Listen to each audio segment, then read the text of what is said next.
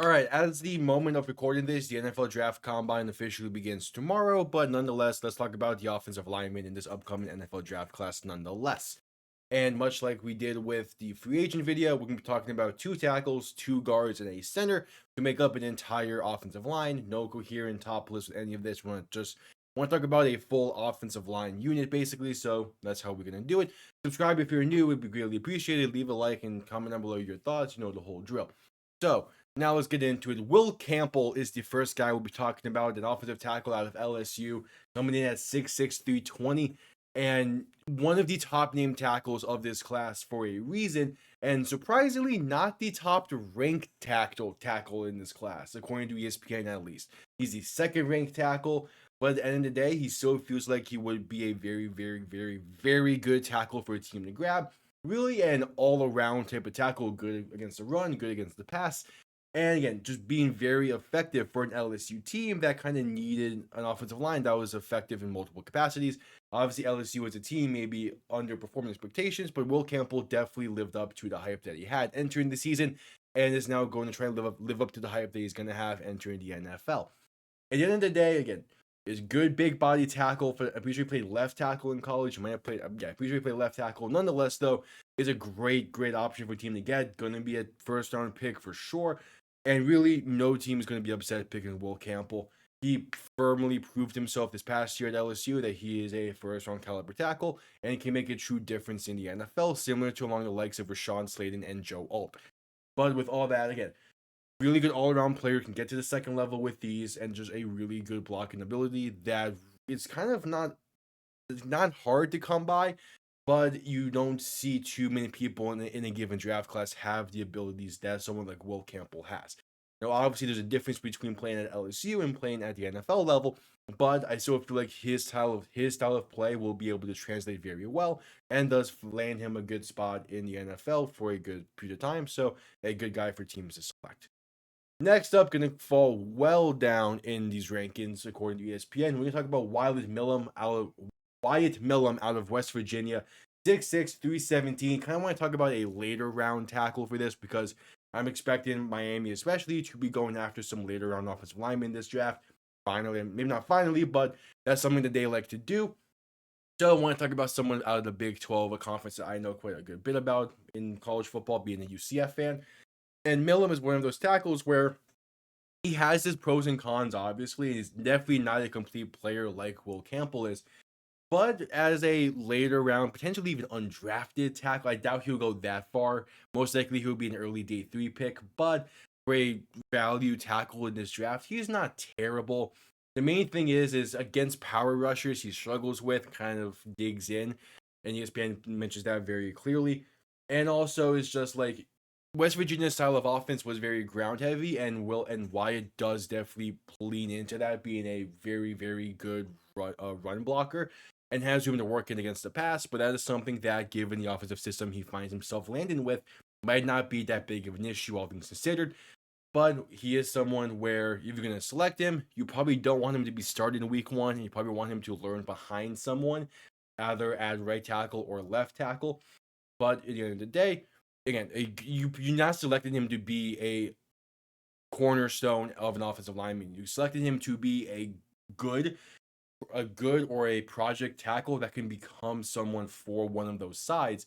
And especially in the NFL world where the offensive line is so important, you're going to need to be able to land on some of these value draft picks or value signings. And I feel like Wyatt can be someone that is like that if given the right development and the right team to go to. What team that is, I have no idea.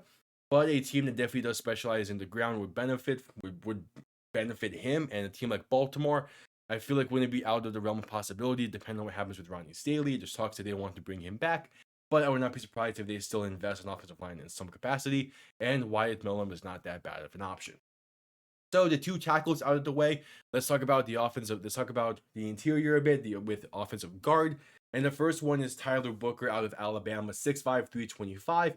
And very similar to Will Campbell, it's just an all-around great guard prospect. Yeah, he's a number one ranked guard for a reason. Can really get to the second level well, and for a lot of teams, that is an important skill to have.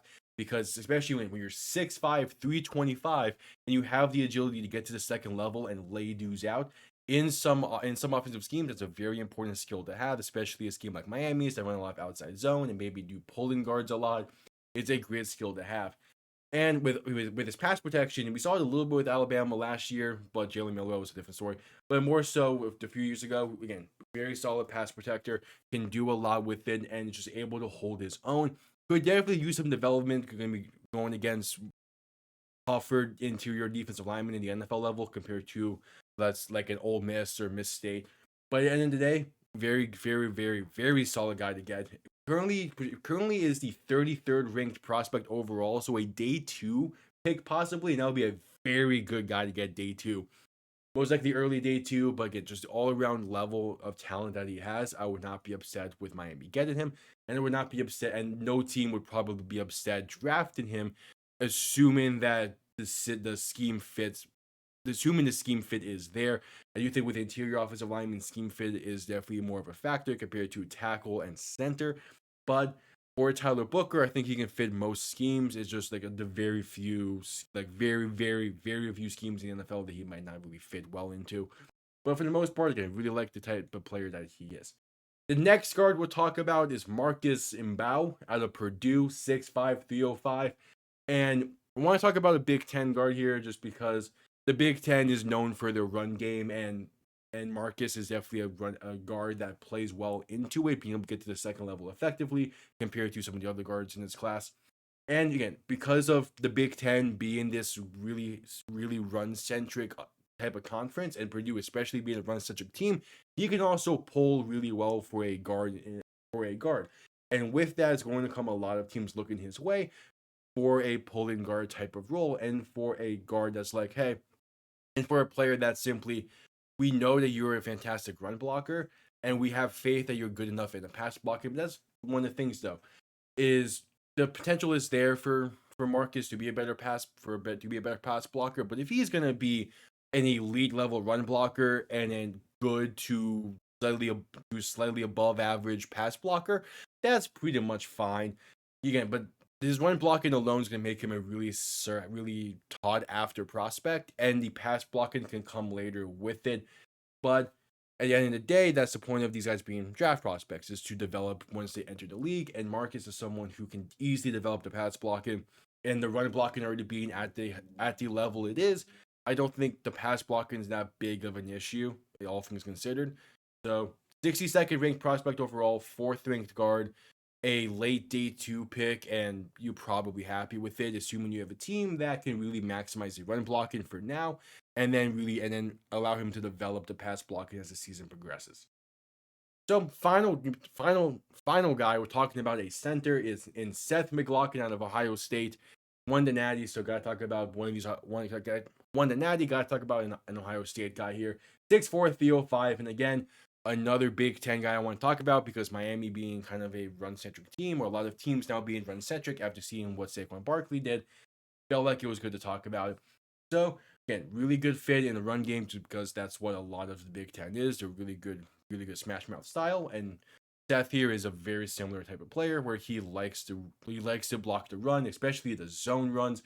And Miami is definitely going to be happy with that if they're able to pick him, although they don't necessarily need a center. But where Seth is better at compared to other centers in this is his pass blocking, all things considered.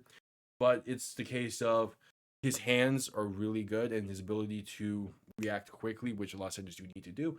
It's nice, but again, it's run centric for this video, because the ground game is very important, and having an elite level run blockers is very important, because that alone can set up the pass very easily. So I do like Seth as a center option for a team that is definitely more so run heavy, and then leans on play action a bit, because again, you get the play action going, you get the ground game going. You said you set your passing offense up really, really well, and with that, I feel like Seth will be a very, very nice piece for that. So there are my thoughts on 5 guys from this offensive lineman class. Thank you all for tuning in. I'll see you all next time. Have yourselves a damn good one. Peace.